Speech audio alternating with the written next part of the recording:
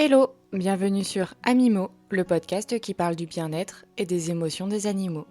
Je m'appelle Élise, je suis praticienne en kinésiologie et en communication animale. Je suis amoureuse des animaux et en totale fascination devant ces êtres. On continue la série où je vous raconte l'histoire de mes animaux, l'histoire de chaque membre de ma team Rosam. Et aujourd'hui, je vais vous parler de la reine des reines, à savoir Moon.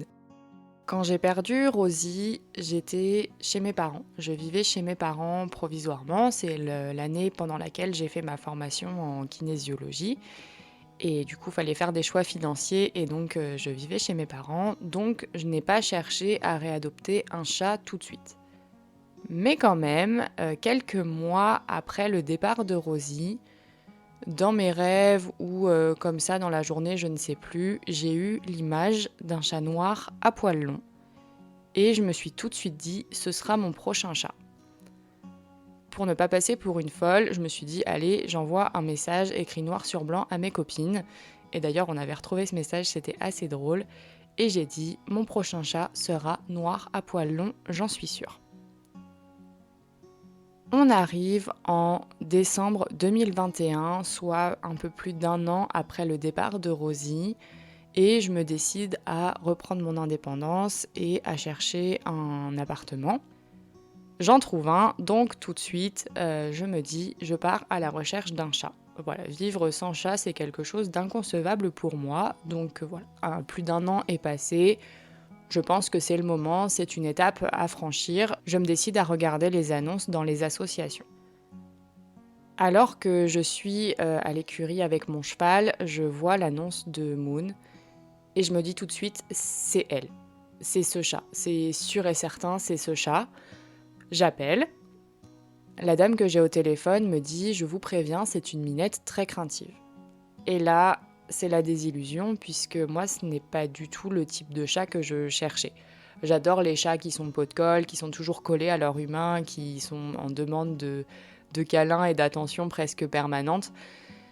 Donc je raccroche en disant à la dame « Je passe mon tour et elle n'est pas pour moi, c'est comme ça, c'est pas grave ». Je remonte dans ma voiture, je commence à rouler, je rentre chez moi et là j'entends, dans ma tête, j'entends cette voix, alors c'est le principe de la communication animale, j'entends « aide-moi, sauve-moi ». Et je n'ai aucun doute, je sais que ça vient d'elle. Je sais que c'est ce chat qui m'appelle, j'en suis persuadée. Ça cogite dans ma tête et là je me dis « Bon, Élise, elle est factuellement à 1 heure de route, qu'est-ce que ça te coûte d'aller voir ?» Je rappelle, je prends un rendez-vous pour 2 semaines plus tard, je crois, ou un truc comme ça. Le rendez-vous est calé, pas de souci, tout va bien. Et en fait, cette chatte ne me sort plus de la tête. Vraiment, je suis obsédée, ça devient viscéral, il faut que je la voie. C'est comme ça. Donc je rappelle pour avancer mon rendez-vous 1 semaine plus tôt, parce que bon, je pouvais pas non plus y aller immédiatement, j'avais pas la possibilité. Tout début d'année 2022, le rendez-vous est fixé pour aller rencontrer cet être qui m'intrigue tant finalement. Vient le grand jour et je pars avec une amie à la rencontre de Moon, qui s'appelait à ce moment-là Fantine. Évidemment, elle s'avère inapprochable. De toute façon, ça, j'étais au courant, je le savais, donc même si je m'attendais à la belle histoire du chat qui vient dans mes jambes tout de suite, non, ça ne s'est pas passé comme ça.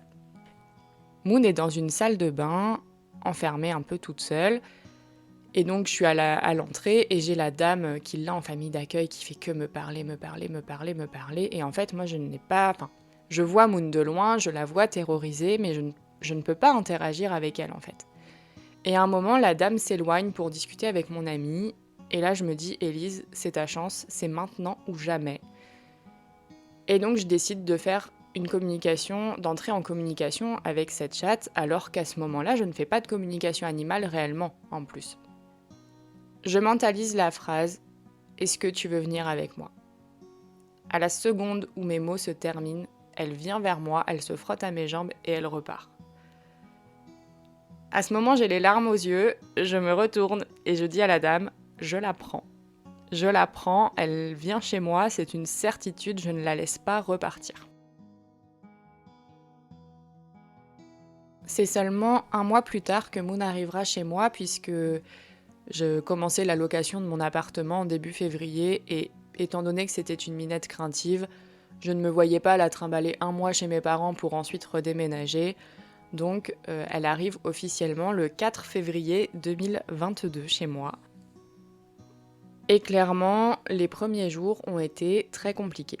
En fait, au départ, elle était cachée sous la table et le jour de son arrivée, j'avais une autre amie qui était chez moi le soir. Et puis bon, la soirée se passe tranquillement, voilà, il n'y a pas de souci, nous on discute. Puis à un moment, je tourne la tête vers la table, plus de chat. Ok. On retourne l'appartement une fois, on est deux, hein. On retourne l'appartement une fois, pas de chat, deux fois, pas de chat, trois fois, pas de chat. Là, je commence à baliser, mais je me dis, mais les murs, les portes, les fenêtres, tout est fermé, elle ne peut pas s'être enfuie, c'est impossible. Et je finis par voir qu'il y a un passage pour se faufiler sous le meuble de la cuisine, et donc j'en déduis qu'elle est là. Elle y restera 10 jours. 10 jours sous son meuble de cuisine. Et par contre, elle mangeait, elle allait faire ses besoins. Enfin voilà, je voyais les croquettes se vider et la litière se salir, c'est tout. Je ne voyais pas le chat. Et là, j'ai commencé à baliser un petit peu. Je me suis dit, oh bah super, qu'est-ce que j'ai adopté? J'avoue que je l'ai pas très très bien vécu, cette phase-là. En plus, pour remettre dans le contexte, c'était quand même le premier chat que j'aurais adopté après Rosie. Donc c'était déjà pas facile, malgré tout. C'était une étape dans mon deuil. Et en plus de ça, voilà, c'était très frustrant puisque j'avais un chat chez moi que je ne voyais pas, avec lequel je n'interagissais pas du tout. Et puis au fur et à mesure du temps, je la voyais passer devant moi. Alors, elle n'interagissait pas avec moi, mais je la voyais, je pouvais voir qu'elle allait bien déjà, mais c'était important de savoir qu'elle allait bien. Et puis à force, j'ai commencé à lui tendre la petite canne à pêche là pour jouer avec elle et tout, et c'est comme ça que j'ai réussi à l'avoir. C'est comme ça que j'ai réussi à avoir le premier contact avec Moon, c'est par le jeu. Ça a vraiment été le point de libération, cette canne à pêche, je l'ai encore et clairement je ne la jetterai jamais. Ça a été le premier lien que j'ai eu avec Moon finalement. Les interactions commencent à se faire doucement, je peux enfin la voir, je l'approche pas pour autant, je sais qu'elle vit, je sais qu'elle va bien, et déjà, ça me rassure. Par contre, ce qui se passe pour moi, je sais pas si vous l'avez déjà vécu, c'est que je la compare sans cesse à Rosie. Ah ça, elle fait comme Rosie, ah ça, elle fait pas comme Rosie. Tout, il n'y avait pas un point sur lequel je ne les comparais pas. Et ça, en fait, je m'en voulais de faire ça. Je me rendais compte que c'était pas sain, mais en même temps, ça faisait partie de mon deuil. C'était une étape à passer, comme je l'ai dit précédemment. Et ouais, je m'en suis beaucoup voulu. Et quelques mois plus tard, j'en ai parlé avec Moon. Quelques mois ou quelques semaines, je sais plus. Et en fait, voilà, je lui ai exprimé le fait que je sois désolée de la comparer, que c'était plus fort que moi. Et elle m'a répondu: je suis consciente et très ok avec la place que j'ai. Et le jour où elle m'a dit ça, ça m'a enlevé un poids énorme. En fait, Moon a conscience qu'elle est passée après Rosie et elle a choisi cette place et elle l'accepte complètement. Et aujourd'hui, je ne la compare plus du tout. Vraiment, Moon, c'est un être entier, comme Rosie était un être entier, comme Simba, mon autre chat, est un être entier. Et vraiment, je n'ai plus du tout de comparaison entre Moon et Rosie. Ce sont deux êtres complètement différents et que j'aime pour leurs différences finalement. Avoir un contact avec Moon, ça a mis beaucoup de temps. Ça a mis beaucoup de temps parce qu'elle est restée craintive très longtemps. Les gens qui venaient chez moi ne la voyaient pas. Elle se planquait tout le temps, tout le temps, tout le temps. La consigne était claire, ça j'en parle beaucoup. Personne ne s'approche d'elle sans son accord. Et ça, c'est encore aujourd'hui. Après, aujourd'hui, ça fait un peu plus de 2 ans. J'enregistre le 4 mai, donc ça fait 2 ans et 3 mois que Moon est à la maison. Et maintenant, quand des gens viennent, elle va vers les gens quasiment naturellement, presque systématiquement. Elle apprécie le contact avec l'humain, chose qui l'angoissait avant. Aujourd'hui, c'est devenu quelque chose qu'elle apprécie beaucoup. Elle a compris que l'humain n'était pas un danger. Je pense que ce qui a beaucoup aidé Moon, c'est l'arrivée de Simba. Simba est arrivé en juillet 2022 et pour le coup, lui, c'est un très sociable. Il est très très sociable, il adore l'humain, vraiment, c'est très important pour lui. Il adore être aimé, il adore aider les autres. Ça a beaucoup aidé Moon dans son rapport à l'autre. Même si les débuts de la cohabitation entre eux ont été très très très compliqués, mais bon, maintenant c'est une vraie fratrie. Enfin, moi je ne cesse de dire qu'ils sont frères et sœurs, je trouve qu'ils ont vraiment cette relation.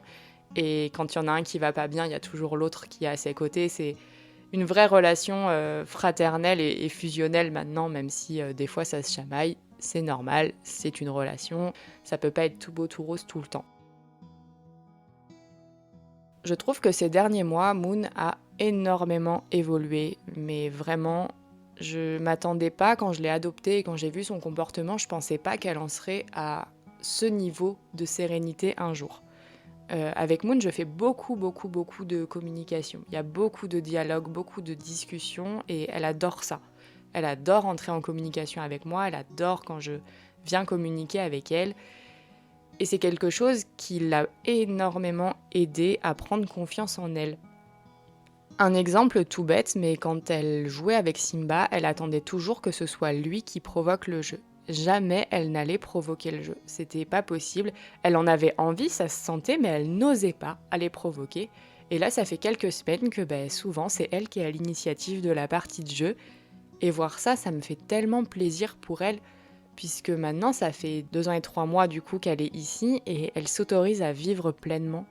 Et ça, c'est le plus beau cadeau que la vie pouvait lui faire, vraiment, et je suis très très fière d'elle, je suis très fière de son évolution.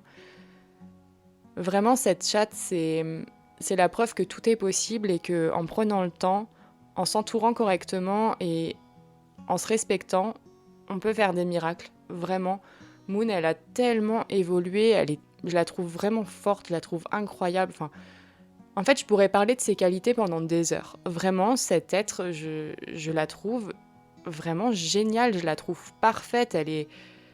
Je ne peux pas trouver de négatif à Moon. C'est impossible. C'est impossible pour moi, je ne peux pas donner des défauts de Moon.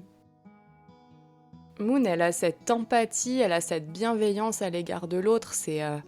Elle est vraiment géniale. Elle est géniale. Si elle me sent triste, tout de suite, elle me regarde avec ses petits yeux en mode comment je peux t'aider ? Qu'est-ce que je peux faire pour que tu ailles mieux ? Et d'ailleurs, c'est en côtoyant Moon que j'ai laissé sortir mon anxiété. Que j'ai pris conscience que j'étais une anxieuse, chose que je refoulais beaucoup. Et c'est grâce à Moon notamment que j'ai aussi commencé un suivi psy. On évolue ensemble dans notre anxiété, en fait. On évolue ensemble pour apaiser notre anxiété et je trouve ça beau. Parce que quand je la vois, je me dis que si elle a réussi à le faire, il n'y a pas de raison que je n'y arrive pas.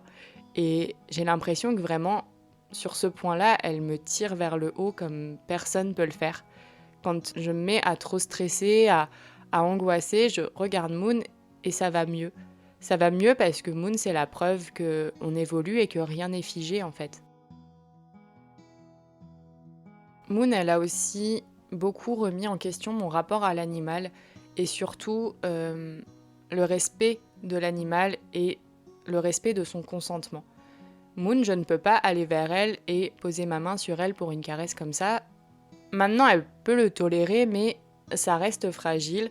Moon, il y a toujours une demande d'accord avant un contact avec elle. C'est non négociable et ça, c'est quelque chose que je ne faisais pas forcément avant.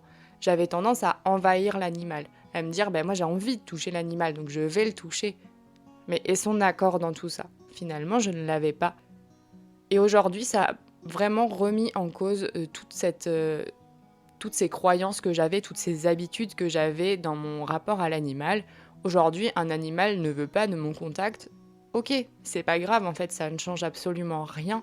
Au contraire, même, il veut pas, je respecte, et la prochaine fois, peut-être qu'il acceptera ou pas. Et s'il accepte toujours pas au bout de 10 fois à me voir, c'est pas grave, il a le droit, en fait. Aujourd'hui, je dirais quand même que Moon, elle a des petits points à travailler et c'est notamment son rapport à la contrainte. Moon, elle n'aime pas recevoir d'ordre, elle ne supporte pas la contrainte. Vraiment, le sujet de la santé de mes animaux est quelque chose de très compliqué depuis Rosie. Et pour Moon, j'appréhende particulièrement parce que je me dis que si elle avait des soins à recevoir, ce serait impossible. Ce serait impossible pour elle, enfin, en tout cas ce serait un calvaire, parce qu'elle ne supporte pas la contrainte, elle ne supporte pas d'être bloquée. Tout ce que je sais de son histoire, c'est quand elle a été retrouvée par l'association avec laquelle je l'ai adoptée, c'est qu'elle était coincée sous des palettes. Et clairement, ça vient de ça. Pour l'instant, c'est pas handicapant, mais c'est vrai que quand je parle d'anticipation du stress, là, typiquement, avec Moon, il faudrait que je me bouge à travailler avec elle. Puisque c'est pas le jour où il y aura besoin de la contraindre que là, j'aurai le temps de travailler. Aujourd'hui, elle va très bien et c'est maintenant qu'il faudrait que j'aille travailler sur tout ce stress qui génère une angoisse, un traumatisme profond dans la contrainte. Moon, c'est celle qui m'a permis de croire en mes capacités à communiquer avec les animaux. Avant d'avoir Moon, je faisais de la kinésiologie et voilà, j'en fais encore et ça se passe très très bien, mais j'avais pas cette partie communication animale, ou du moins je ne croyais pas en mes capacités. Et l'adoption de Moon a vraiment tout changé et pour ça je l'en remercie. Et si aujourd'hui je peux faire des communications avec vos animaux, c'est grâce à elle. C'est elle qui m'a amené à tout ça, donc je pense qu'on peut tous la remercier et tous lui envoyer plein d'amour parce qu'elle en sera très heureuse. Moon, elle a eu la lourde place de passer après Rosie, qui était une place horrible. Mais le jour où il faudra passer après elle, ça va être très très compliqué aussi parce qu'elle met la barre très très haute. En même temps, son surnom c'est la reine des reines, donc je vous laisse imaginer à quel point dans mon cœur elle est sur un piédestal. Moon, c'est vraiment la reine en fait, c'est ça qui la caractérise le mieux et tous les gens qui la connaissent savent que vraiment ce surnom c'est un surnom qui lui colle à la peau. Et en même temps, elle a ce côté très classe, très princier dans sa démarche, dans son attitude, mais dans son tempérament, dans son fonctionnement, elle est une petite boule d'empathie, de bienveillance et d'amour. Juste ça en fait. Elle a juste tout ça et c'est parfait. Elle est d'une générosité incroyable. Elle adore donner en fait. Elle adore donner et a beaucoup plus de mal à recevoir. Et c'est très drôle d'ailleurs parce que depuis que j'ai écrit cet épisode, elle me lâche pas. Elle est toujours près de moi. Elle est très heureuse que je fasse un épisode sur elle parce que finalement, elle manque quand même de confiance en elle sous cette belle carapace. Et là, juste, je lui dédie un épisode et ça la rend tellement fière. Et je suis heureuse de pouvoir la rendre heureuse et la rendre fière. Et je suis heureuse de pouvoir partager publiquement à quel point cet être est incroyable et à quel point je l'aime et je suis heureuse et reconnaissante de l'avoir dans ma vie. Et d'ailleurs, hier soir, je lui ai demandé si elle avait envie de dire quelque chose dans cet épisode qui est le sien. Et la phrase qu'elle veut partager, c'est « Je suis heureuse d'avoir choisi ma famille ». Ça, c'est Moon. C'est le résumé parfait de Moon et je vais arrêter cet épisode là-dessus. J'espère que cet épisode vous aura plu et que vous avez apprécié entendre parler de Moon pendant ces 20 minutes. Je suis très heureuse d'avoir fait un épisode sur elle. Je suis très heureuse de pouvoir lui offrir ça, lui offrir ce moment. Elle est tellement incroyable. Bref, je vais pas revenir dessus. Si cet épisode a été un bon moment pour vous, n'hésitez pas à le liker, à le partager, à le commenter. Comme à chaque fois, sentez-vous libre, mais si vous pouvez mettre un maximum de likes, Moon sera très heureuse. De mon côté, je vous dis à très bientôt pour un prochain épisode. Je vous envoie plein d'amour. Élise.